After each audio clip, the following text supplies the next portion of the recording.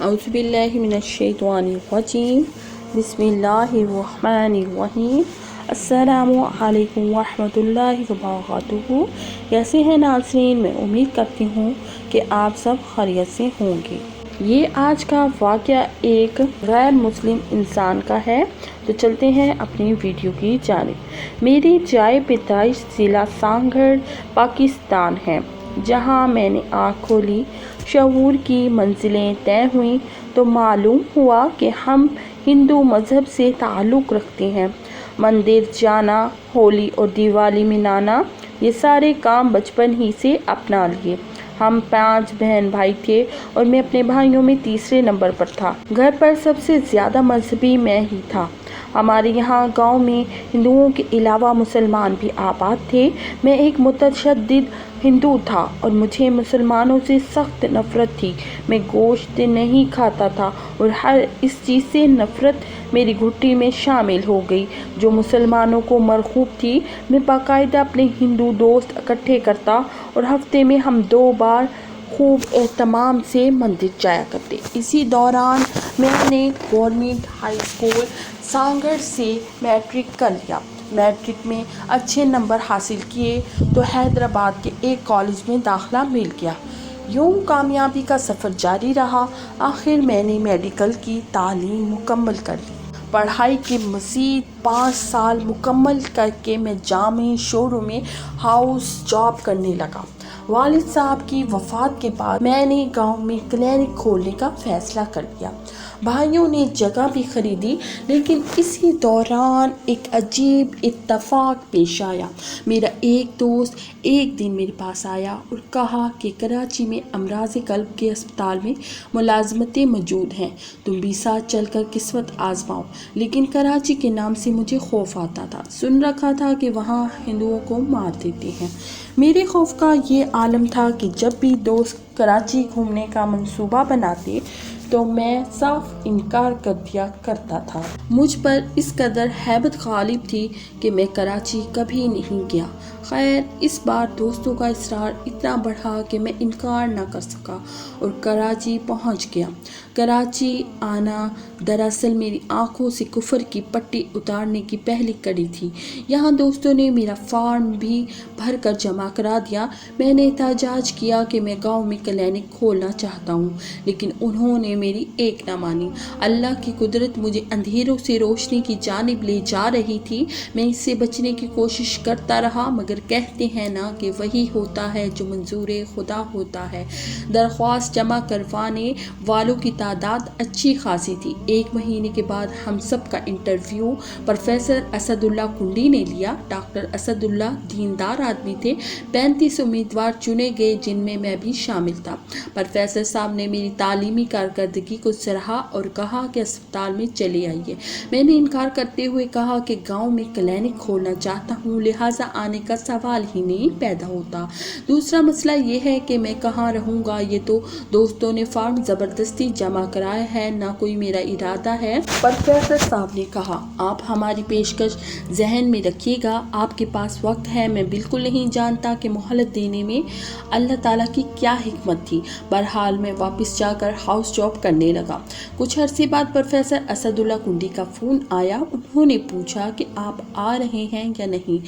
میں نے جواب دیا، سر فی الحال میرے لیے ممکن نہیں ہے۔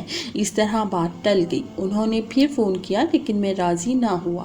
جب میرا ہاؤس جاب کا 11واں مہینہ چل رہا تھا تو میں کراچی گیا اور پروفیسر صاحب سے تفصیلی نشست ہوئی۔ انہوں نے فیصلہ کن انداز میں پوچھا، آپ کو آنا ہے یا نہیں؟ اگر نہیں آ سکتے تو ہم یہ جگہ کسی اور کو دے دیں گے۔ میں انکار کر کے اسپتال سے باہر نکل آیا۔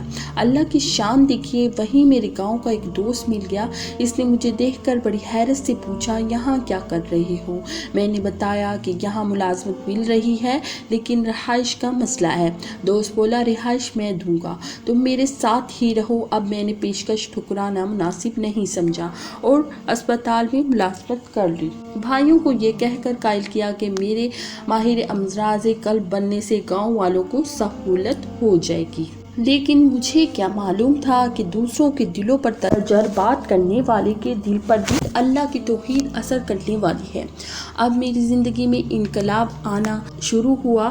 ہسپتال میں کام کر مجھے اندھیروں سے روشنی کی طرف لے جانے کا بہانہ تھا۔ ایمرجنسی وارڈ میں 24 گھنٹے کے دوران 2-3 اموات ہونا معمول تھا۔ ایک دن جب پہلی مرتبہ میری ڈیوٹی ایمرجنسی وارڈ میں لگی تو کیا دیکھتا ہوں کہ ایک مریض کی طبیعت اچانک بگڑ گئی۔ ہم اس کا علاج کرنے لگے۔ مریض کے عزیز و اقارب بآواز بلند قرآن مجید کی تلاوت اور درود شریف کا ورد کر رہے تھے۔ مجھے یہ دیکھ کر حیرت ہوئی، لیکن یہ بات میرے دل و دماغ میں نقش ہو گئی۔ دوسرے دن پھر ایمرجنسی وارڈ میں میری ڈیوٹی لگی۔ اب جیسے ہی کسی مریض کی طبیعت خراب ہوتی، میں علاج کرنے کے ساتھ ساتھ عزیز و اقارب سے کہتا، بلند آواز میں قرآن پڑھو۔ یوں آہستہ آہستہ اسلامی باتیں میرے دماغ میں اس طرح آتی گئیں کہ مجھے خود بھی نہیں معلوم کہ میں کس راستے پہ چل رہا ہوں۔ میں انجانے میں فطرت کے قریب ہو رہا تھا۔ اگر کوئی شخص یہ کہے کہ وہ صرف اپنے علم اور لکھنے پڑھنے سے مسلمان ہو جائے گا تو یہ اس کی غلط فہمی ہے۔ جب تک کافر پہ اللہ تعالیٰ کی رحمت نہ نازل ہو تو نعمت عظمیٰ اسے نہیں مل سکتی۔ مسلمان ہو جانا ہر ایک کی قسمت میں کہاں۔ بہرحال مریض کے عزیز و اقارب مجھ سے مل کر بہت حیران ہوتے جب انہیں پتہ چلتا کہ میں ہندو ہوں۔ ہسپتال میں میرے کمرے کے باہر ڈاکٹر گوتم داس کی تختی لگی تھی۔ جب وہ اپنے مریض کی خیریت دریافت کرتے تو میں کہتا، انشاءاللہ اللہ بہت جلد شفا عطا فرمائیں گے۔ تم قرآن پڑھو اور مریض کے لیے دعا کرو، اللہ تعالیٰ سب ٹھیک کر دے گا۔ مجھے خود بھی معلوم نہیں تھا کہ اب میں دوران گفتگو اللہ کا نام بار بار لیتا ہوں۔ ایک دن میری ملاقات گلستان جوہر کے ایک خاندان سے ہوئی جن کی ایک ادھیڑ عمر خاتون بیمار تھی۔ میں نے فرائض نبھائے اور خوب اچھی طرح ان کی دیکھ بھال کی۔ مریض کے ساتھ شفقت دیکھ کر انہوں نے کچھ عرصہ بعد مجھے گھر آنے کی دعوت دی اور یوں یہ سلسلہ چل نکلا۔ جب اس گھر میں آنا جانا شروع ہوا تو دیکھا کہ جیسے ہی نماز کا وقت ہوا گھر کی مالک سارے کام چھوڑ چھاڑ کر نماز پڑھنے لگتی ہے۔ یہ بات مجھے عجیب لگی۔ اس گھر میں چند بچیاں تھیں جنہیں ایک عالمہ پڑھانے آتی تھی۔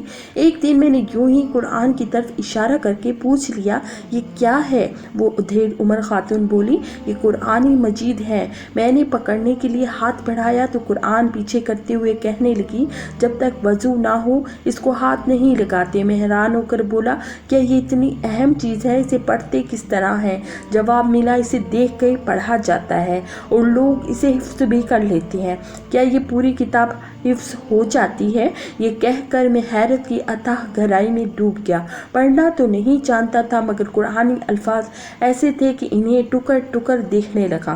بہرحال اس روز قرآن دیکھ کر میرے اندر ہلچل پیدا ہو گئی۔ مسلمان دوستوں نے ایک دن میری دعوت کی جس میں بڑا گوشت بھی شامل تھا۔ انہوں نے کہا، بڑا گوشت تو آپ نہیں کھاتے، مگر میں نے انہیں دو ٹوک کہہ دیا، ایسی کوئی بات نہیں۔ میری دوستوں کے پرخلوص رویہ نے دراصل میری ساری شدت پسندی زائل کر دی تھی۔ چند دنوں بعد میرے دوستوں نے ایک تقریب کا اہتمام کیا جس سے میں لا علم تھا۔ جب میں وہاں پہنچا تو انہوں نے بتایا کہ تم مسلمان ہو گئے ہو، بڑا گوشت کھاتے ہو اور اسلام کے حوالے سے گفتگو کرتے ہو۔ یہ کہہ کر انہوں نے مجھے قرآن پاک تحفے میں دے دیا۔ میں نے یہ شاندار تحفہ قبول کر لیا۔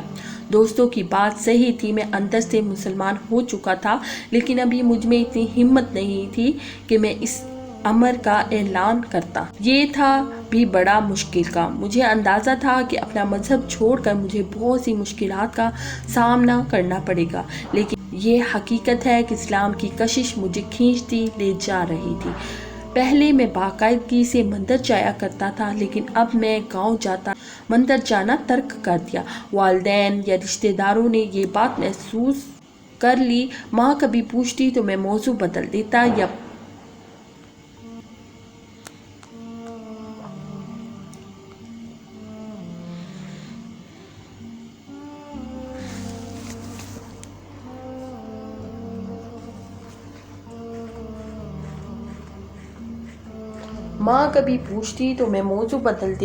بات ٹال جاتا۔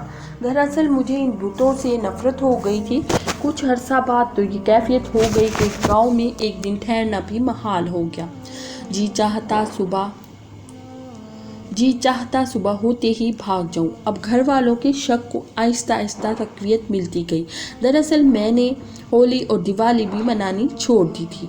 مزید 2 برس کے اندر میں اسلام کی جانب چلا گیا۔ صبح کے وقت چینل پہ ایک عالم کا مدلل پروگرام دیکھتا۔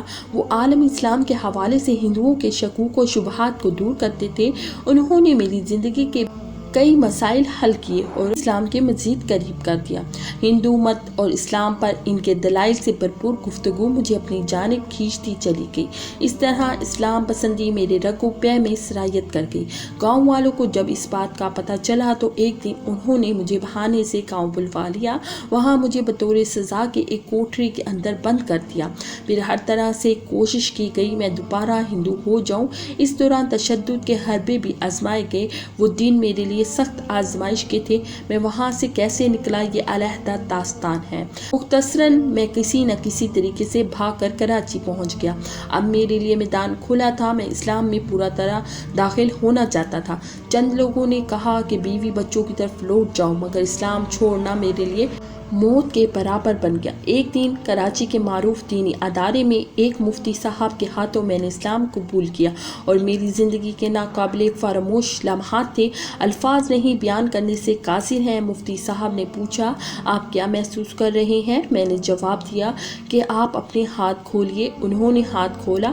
میں نے کہا، اگر اس میں روئی رکھ دی جائے تو کتنا وزن ہوگا؟ جواب ملا، نہ ہونے کے برابر۔ مفتی صاحب، ایسی ہی کیفیت میری ہے، میں خود کو روئی سے بھی ہلکا محسوس کر رہا ہوں۔ یہ حقیقت تھی۔ مجھے یوں لگ رہا تھا جیسے میرے جسم سے تمام بوجھ ہٹ گئے ہوں، اب مجھے نئے سرے سے زندگی ملی ہو۔ دوسرے دن میں نے گاؤں فون کر کے گھر والوں کو خوشخبری سنائی۔ ان کا رد عمل بڑا سخت تھا، مگر اسلام جیسا سچا دین پا کر مجھے اب کسی کی پرواہ نہ تھی۔ میں نے بھائیوں اور بیوی بچوں اور ماں کو چھوڑ کر خود کو اسلام کے آغوش میں دے دیا تھا۔ اس کے بعد جب قرآن سمجھ کر پڑھنے لگا تو زندگی گزارنے کے راز منکشف ہونا شروع ہوئے۔